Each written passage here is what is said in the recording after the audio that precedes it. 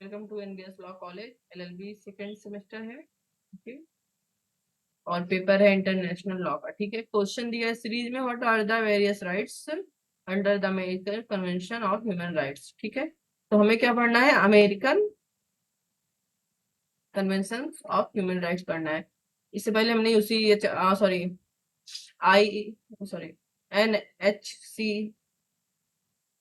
NHRC पढ़ा था ना, नेशनल ह्यूमन राइट कमीशन। ये इंडिया का है। इस ऐसा ही कुछ है, बट ये अभी हम अमेरिका का पढ़ेंगे। ठीक है, इसका नाम है ACHR, शॉर्ट में CHR कहेंगे, कंफ्यूज मत होना। ठीक है, now the ACHR protects the human rights of people of the organisation of American states.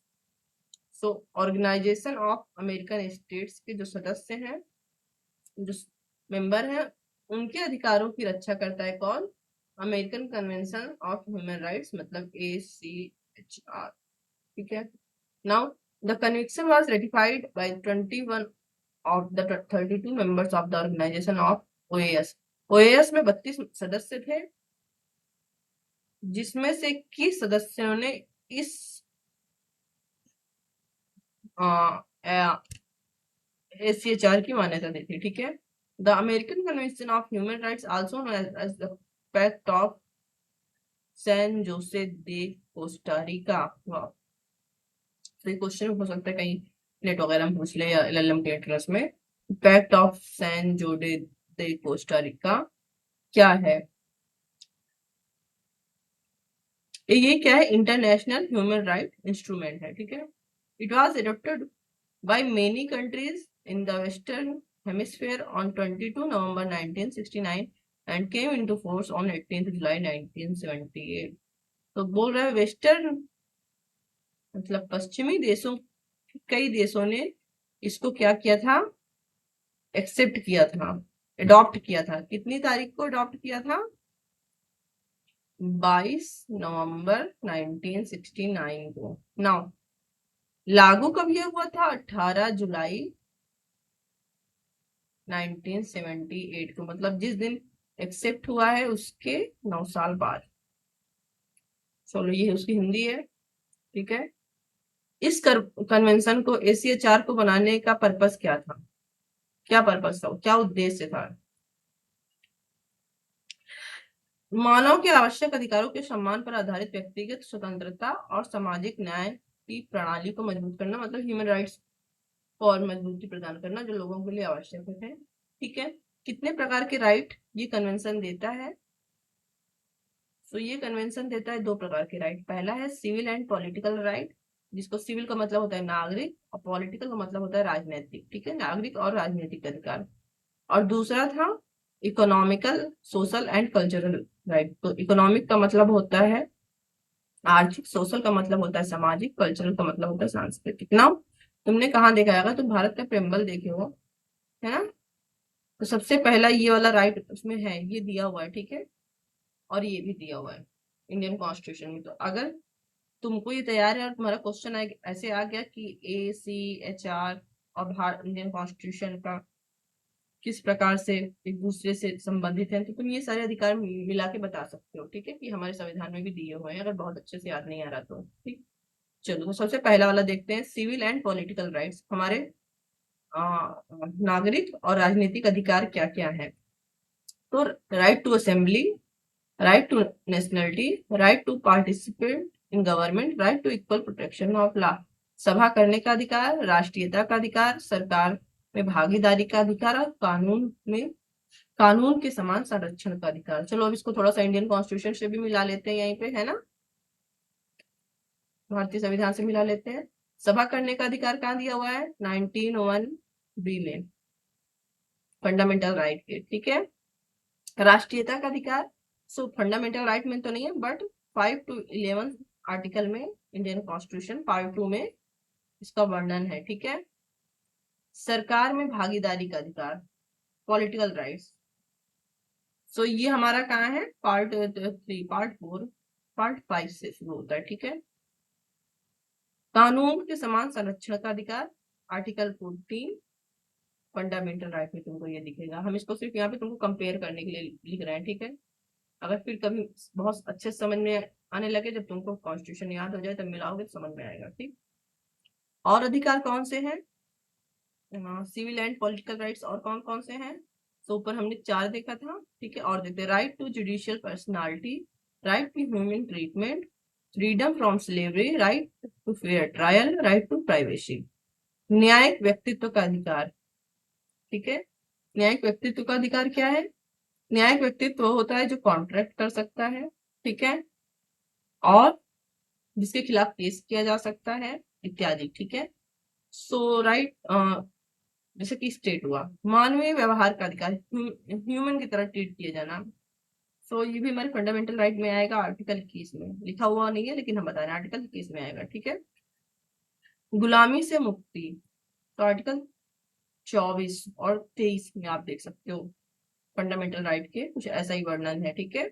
निष्पक्ष सुनवाई का अधिकार, निष्पक्ष सुनवाई का अधिकार कहाँ दिया हुआ है? आर्टिकल 20 और 22, आई थिंक 20 में है ना। गोपनीयता का अधिकार, right to privacy, Indian constitution में कहा है? आर्टिकल 21, ठीक है। चलो अब हम देखते हैं economic, social and cultural rights. 2 प्रकार के राइट्स थे, पहला क्या था? सिविल एंड पॉलिटिकल, दूसरा economic, social and cultural right. इसमें सबसे पहला क्या है? काम करने का अधिकार, राइट टू वर्क। देखो, अगर तुम इसको फंडामेंटल राइट से मिलाना चाहो, अगर राइट टू वर्क क्या होगा? अगर हमारे पास काम रहेगा तभी हमारे पास पैसा आएगा, पैसा आएगा तभी हमारे पास भोजन आएगा, और जब भोजन आएगा तो अभी हमारा जीवन सुरक्षित रहेगा। तो कुल मिला के क्या है? जीवन का अधिकार, ठीक है। आर्टिकल 21 से मिला लो, बाकी हमारे डीपीएसपी में भी ये है ना। ट्रेड यूनियन का अधिकार, सो ये व्यापार के अधिकार से संबंधित है, आर्टिकल 9 में तुमको मिलेगा ये। सामाजिक सोशल सिक्योरिटी का अधिकार, सुरक्षा का अधिकार की बात कर रहा है, ठीक है। स्वस्थ और स्वास्थ्य वातावरण का अधिकार, देखो अगर सोसाइटी सेफ है तभी हमारा लाइफ सेफ रहेगा। अगर जिस एनवायरनमेंट में हम रहते हैं वो ठीक रहेगा तो हमारा हेल्थ अच्छा रहेगा, जब हेल्थ अच्छा रहेगा तो हमारी लाइफ अच्छी रहेगी, ठीक है। भोजन का अधिकार, जब हमें भोजन मिलेगा तभी हम जीवित रहेंगे, ठीक है। इवन क्रिमिनल्स को भी क्या मिलता है? फूड मिलता है ना। तो ये तीनों किससे जाएगा? जीवन के अधिकार में, आर्टिकल 21 में, ठीक है। और शिक्षा का अधिकार तो है ही आर्टिकल 21A में, और डीपीएसपी में भी है, और फंडामेंटल ड्यूटीज में भी इसका उल्लेख मिलता है। बट शिक्षा का चूंकि अधिकार की बात हो रही है तो हम 21A ले लेते हैं, ठीक है। जो हमने अभी देखा हिंदी में, ये उसका इंग्लिश वाला है, ठीक है। चलो देखो, कोई भी अधिकार फ्री एकदम नहीं होता, उस पर कुछ ना कुछ क्या होते हैं? रिस्ट्रिक्शन होते हैं। सारे अधिकार जो हमने पढ़े हैं, जैसे आर्टिकल 21 में जीवन का अधिकार है, उस पर भी रिस्ट्रिक्शन है। ड्यू प्रोसेस ऑफ लॉ, हमारे जीवन के अधिकार से भी हमें विधिक प्रक्रिया द्वारा, अगर हम कोई ऐसा काम करते हैं जो विधि के उल्लंघन है, तो क्या किया जा सकता है? वंचित किया जा सकता है ना। आर्टिकल 19 में जितने भी अधिकार हैं, आर्टिकल 19(1) में फॉर एग्जाम्पल वाक और अभिव्यक्ति की स्वतंत्रता, बोलने का अधिकार, तो आर्टिकल 19(2) इस पर प्रतिबंध लगाता है। क्या लगाता है? राष्ट्र की सुरक्षा, देश की सुरक्षा, अ, मित्रवत देशों के साथ संबंध इत्यादि पर, लोक नीति, लोक सुरक्षा इत्यादि पर अगर प्रभाव पड़ता है, न्यायालय की अवमानना पर प्रभाव पड़ता है, टीसी, तो आपकी स्वतंत्रता बाधित हो सकती है ना। ऐसे 19, ये 1A का था। 1B में क्या है? सभा करने का अधिकार, तो भी ये भी क्या है? सुरक्षा से संबंधित। इस पर और एक और, एक या दो और, इस पर क्या लगाया गया है? रोक लगाई गई है। अगर आप ये सब करके कर रहे हो तो आपके अधिकार छीने जा सकते हैं, ठीक है। ये तो मैंने कॉन्स्टिट्यूशन का बताया। इसी तरीके से जो अमेरिकन ह्यूमन राइट्स काउंसिल है, इसका जो दूसरा अधिकार, ये जो दो, सॉरी, इसके जो 2 अधिकार हैं, एक सिविल और पॉलिटिकल राइट, दूसरा इकोनॉमिक, रिलीजियस, और एक और तो, ठीक है। इस पर भी कुछ नियंत्रण है। क्या?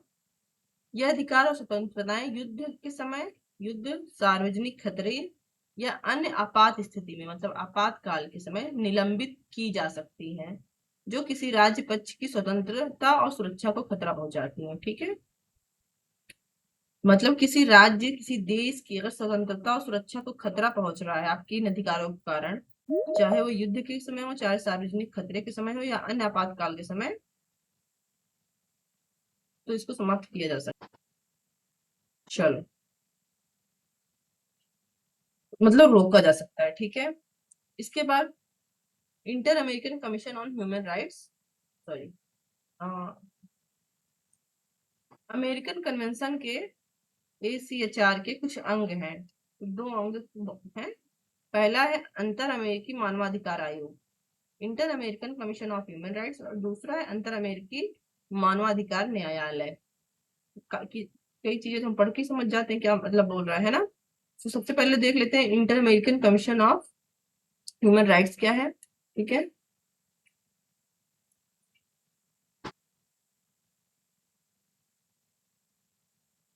ठीक है, सो मैंने क्या किया, इसका हिंदी ट्रांसलेशन नहीं ऐड किया, सो मैं यहीं पर बता दे रही हूँ, ठीक है। तो, अंतर अमेरिकी कमीशन इस क्वासी जुडिशियल अर्ध न्यायिक है, क्या है, अर्ध न्यायिक है। अर्ध न्यायिक क्या होते हैं, जो न्यायालय ना होकर भी कुछ समय के लिए न्यायिक कार्य करते हैं। Quasi political body established bye OAS charter and American convention, एक अर्ध न्यायिक निकाय है जो कि ACHR और OAS क्या था, वेस्टर्न देशों का एक समूह है जिसके कुछ मेंबर ने मिलकर ACHR बनाया है, ठीक है। ये क्या है, एक प्रकार का एक्ट है, और इन दोनों के अंतर्गत ही क्या आता है, inter American commission of human right, ठीक है। The commission could receive petition by any person, any NGO और एनी मेंबर स्टेट। क्या काम है इसका, IACHR का, ये अपने सदस्य देशों में से किसी भी व्यक्ति का मानवाधिकार से संबंधित कोई भी पिटीशन एक्सेप्ट करेगा, ठीक है। ना कोड देख लेते हैं, देखो IACHR, IACHR। अब यहाँ पे देखो, वहां पे कमीशन था सी के लिए, यहाँ पे कोर्ट है, ठीक है।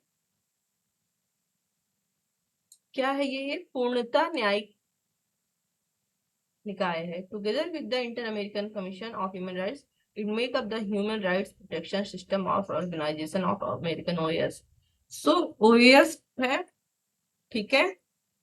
पहले क्या था, inter American commission human rights, जिसके पास सब क्या कर सकते हैं, अपना निवेदन कर सकते हैं मेंबर स्टेट का कोई भी नागरिक हो, कोई भी पीपुल हो, ठीक है, मानवाधिकार से संबंधित।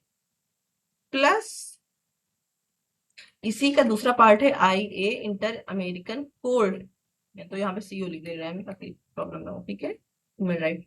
ये दोनों मिलकर क्या कर रहे हैं, OAS के लिए एक पूरा न्यायिक निकाय स्थापित कर रहे हैं, ठीक है। द कोर्ट कंसिस्ट ऑफ 7 जज, चलो इसका देखते हैं, इसमें कितने सदस्य होते हैं, 7, ठीक है, 7 जज होंगे।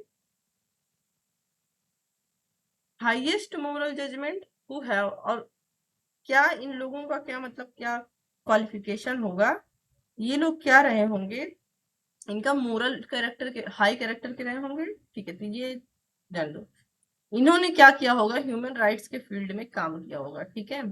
ऐसे 7 जज इसमें होंगे, तो ये चीज याद रखना, अगर कभी नेट JRF वगैरह देना है। अच्छा, उसी चीज का हिंदी में है ये ना। अब देखो, देखो पहले ये हमको ACHR पढ़ाना था, ACHR नहीं पढ़ाना, तो इसके बाद पढ़ा देंगे, ठीक है। European you European